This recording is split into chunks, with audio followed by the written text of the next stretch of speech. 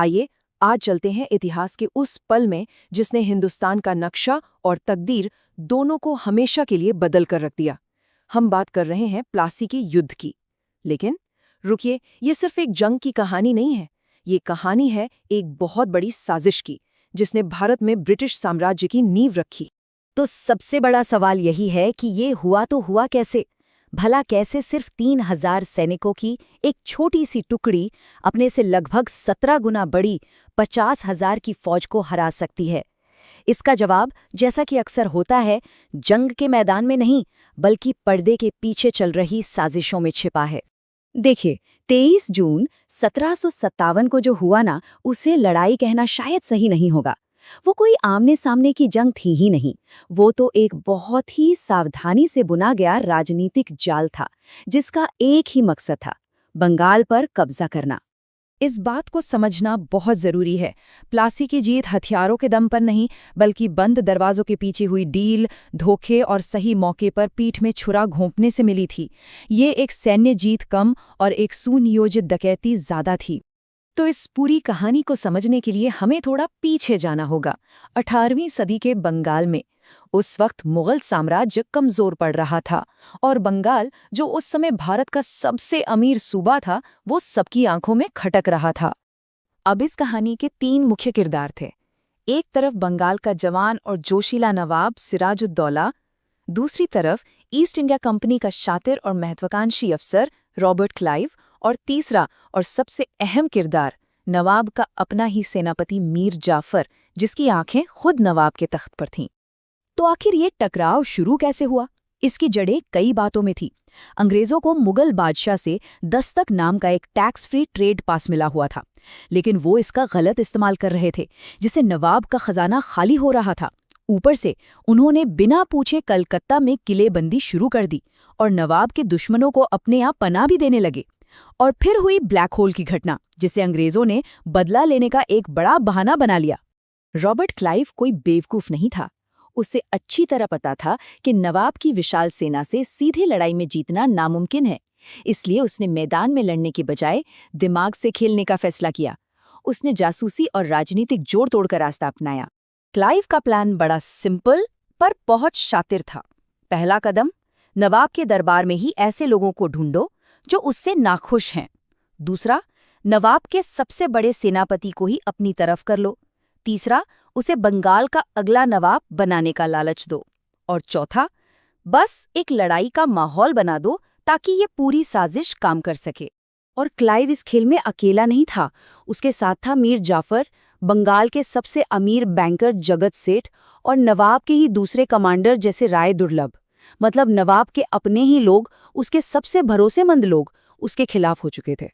तो अब हम आ गए हैं पलाशी के मैदान में। यहाँ का नज़ारा देखकर कोई भी कहेगा कि ये लड़ाई तो शुरू होने से पहले ही खत्म है। ताकत का संतुलन इतना ज्यादा एक तरफा था कि ये पूरा मामला और भी नाटकीय हो जाता है। जरा इन आंकड़ों को देखिए। एक तरफ नवाब की करीब 50,000 की फौज और दूसरी तरफ क्लाइव के गिने चुने 3,000 सैनिक। कागज पर तो ये कोई मुकाबला ही नहीं था।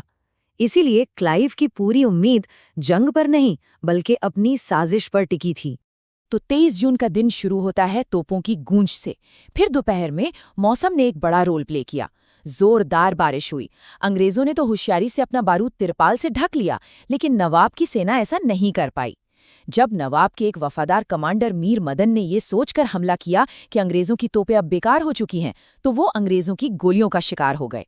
और बस यही वो पल था जब मीर जाफर ने अपना असली रंग दिखाया और अपनी सेना को आगे बढ़ने से साफ मना कर दिया। और जैसे ही सिराजुद्दौला को ये एहसास हुआ कि उसके सबसे भरोसेमंद लोगों ने ही उसे धोखा दिया है, उसकी हिम्मत पूरी तरह जवाब दे गई। उसे समझ आ गया कि ये लड़ाई अब जीती नहीं जा सकती और वो अपनी जान बचाने के लिए मैदान छोड़कर भाग गया। और इस धोखे के बाद जो नतीजा सामने आया वो सच में चौंकाने वाला था। इस तथाकथित महान लड़ाई में अंग्रेजों की तरफ से कितने लोग मारे गए? सिर्फ 22। ये आंकड़ा ही अपने आप में सबसे बड़ा सबूत है कि ये कोई असली लड़ाई थी ही नहीं। ये तो विश्वासघात से जीती गई एक भगदड़ थी। तो अब देखते हैं कि इस एक धोखे ने भारत के इतिहास को कैसे और कितना बदला। प्लासी की जीत ने ईस्ट इंडिया कंपनी को रातों रात एक व्यापारिक कंपनी से एक हुकूमत करने वाली ताकत बना दिया। यहीं से भारत की गुलामी के एक नए युग की शुरुआत हुई। हाँ, वादे के मुताबिक मीर जाफर को बंगाल का नवाब तो बना दिया गया, पर वो कैसा नवाब था? एक कठपुतली नवाब। मतलब चाबी रॉबर्ट क्लाइव और ईस्ट इंडिया कंपनी के हाथ में थी और वो बस उनके इशारों पर नाच रहा था। और इस पूरी साजिश के इनाम के तौर पर अकेले रॉबर्ट क्लाइव को 2,34,000 पाउंड मिले। ये उस जमाने में एक बहुत बहुत बड़ी रकम थी। और ये तो बंगाल के खजाने की उस अंतहीन लूट की बस एक शुरुआत थी, जो अगले 190 सालों तक चलती रही। प्लासी का असर बहुत गहरा और दूर तक गया।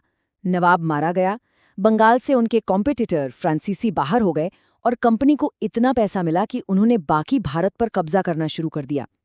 कुछ ही सालों में उन्होंने बंगाल से टैक्स वसूलने का अधिकार यानी दीवानी भी ले ली। मतलब अब वो सिर्फ व्यापारी नहीं, बंगाल के असली शासक बन गए थे। प्लासी ने अंग्रेजों को एक फॉर्मूला दे दिया था, फूट डालो और राज करो। तो आखिर में ये सवाल तो बनता ही है, क्या भारत में ब्रिटिश साम्राज्य की नींव उनकी फौजी ताकत पर रखी गई थी या फिर साजिश और चालाकी के एक माहिर खेल पर? प्लासी की कहानी हमें यही बताती है कि इतिहास अक्सर तलवार से नहीं बल्कि धोखे की सियासत से लिखा जाता है।